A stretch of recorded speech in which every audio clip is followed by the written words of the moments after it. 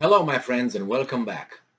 Despite the news that we receive from the corporate media here in the Western world, um, time will tell about what actually happened after a while, after things settle down. Propaganda, wanes away, and you look back and you can compare what we've been told and what actually occurred. But you need to document that. That's why when I post certain videos, I post them for documentation purposes that I can look back, or we can look back and compare. We have been told on the 24th of, I don't know, May about this.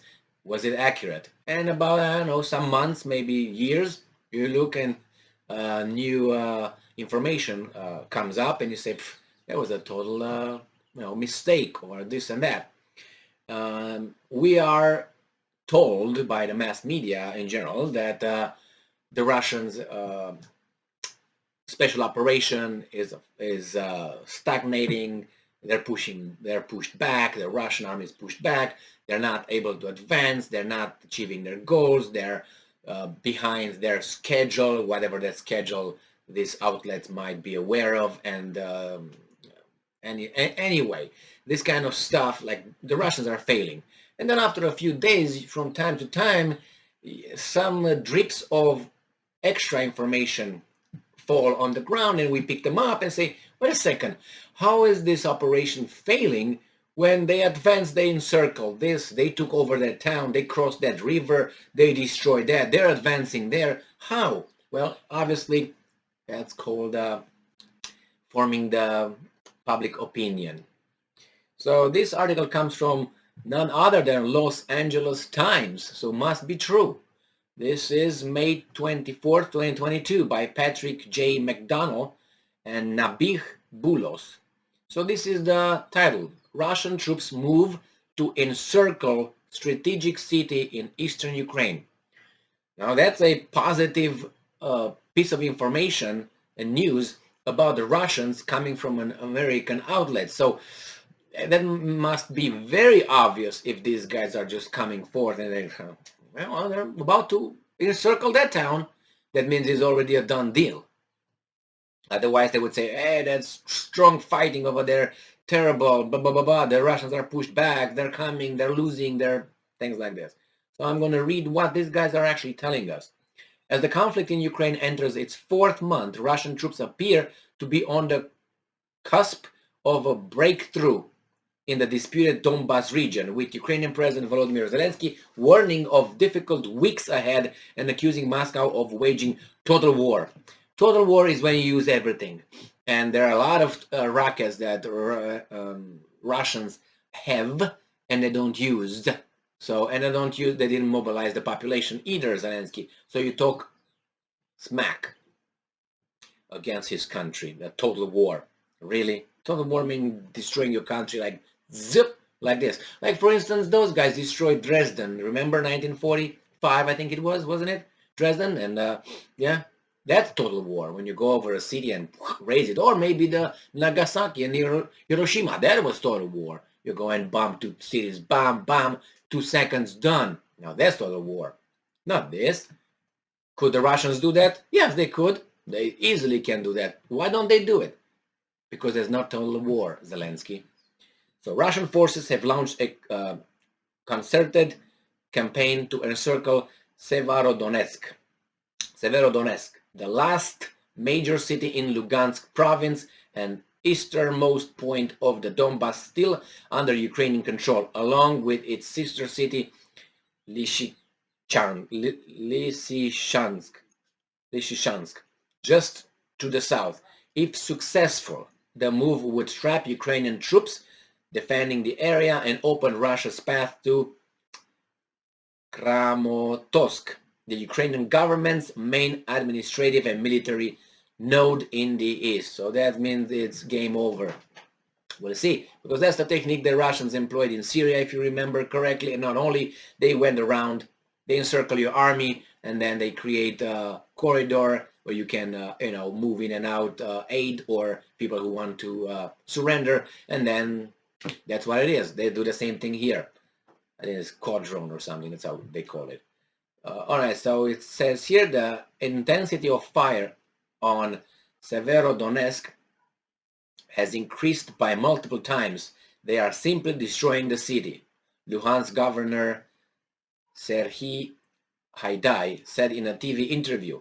He echoed Zelensky's overnight address to the nation, the nation which accused Russian forces of trying to destroy all living things. If they would try, they would succeed, Zelensky.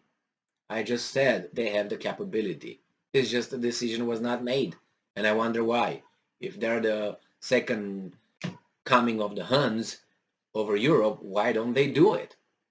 Do you think they care for the public opinion? They're already at the bottom, the most low point. They were called this. So you can't call them more than they already called. So face, or how should I put it? They can't lose anymore. So why wouldn't they do it? Why would they do it? Why wouldn't they? Do you think that they're afraid other ones will retaliate? No, they will not retaliate, because that means mutual distractions, and we still have a lot of Coca-Cola to drink, remember? Or Pepsi, and Nikes to be sold. So no, this is not going to happen. So this is not all living things in the East. It's exaggeration, obviously, here. Literally, nobody destroyed Donbass as the Russian military does now, Zelensky said. No, I don't know, because I can't compare. And I will not believe Zelensky, because Zelensky made exaggerated and false claims, as he just did over there, that the Russians are employing everything they have, trying to destroy all living things. And I said no, and he's all about total war. And it's not total war, because they didn't employ the nuclear weapons, did they? And other stuff, mobilization, general mobilization, national mobilization. Other Ukrainian officials also urged a speed up in arms deliveries. It's not the arms anymore, I think. I think it's the strategy and the manpower. Meanwhile, Russian Defense Ministry spokesman Major General Igor Konashenkov said Tuesday that Russian airstrikes destroyed a depot in the Donbass used to store US-produced M777 howitzer artillery shells. Washington has fast-tracked deliveries of the artillery in recent weeks as part of a larger land lease program to Ukraine aimed at countering Russia's invasion. So yeah, you provide weapons, but they have to be used by humans, and then you have to train them. And if the war, advances at a certain pace, all these channels of transportation from the Polish border to the Eastern Front are monitored by the Russians. They claim they destroy these routes of supply, the supply routes, and destroy them. I have doubts that all of them could be destroyed, but I don't know the quantity. They claim, it's a lot of military, weapons coming over there. I don't know how many. I don't know how many the Russians are destroying. Nevertheless, but you have people to use them. You have those people, and then you have to position them in certain location in order to be efficient. But if they're taken out before that, or the front moves forward at a fast track, or you're afraid you're going to be encircled, you have to put all this infrastructure far away. Now, if you put it far away, what are you going to do? You have efficiency. What are you going to do? You have columns you're going to hit. You're going to have people that are going to encircle you. So it's that's how war is. A lot of tactics and operational, action. You gotta think ahead. You gotta be very informed of whatever happens in the field, and assess your capabilities and conduct war and actions, operations. Well, those guys seem to be encircled. If that falls, as they said, it's kind of like straight route toward, I don't know exactly where, but they will just have to make the Ukrainians, I think, do what the Russians claim they want them to do: denazify, demilitarize, recognize the eastern part of Donetsk, Luhansk, and Crimea as part of Russia. No NATO membership. These are the requirements the Russians will not drop, and we'll see how they're going to achieve or will fail. We don't know. We'll see if we are allowed to be staying alive. Thank you very much for being with me again today. Stay strong, stay smart, look for the truth, and be just.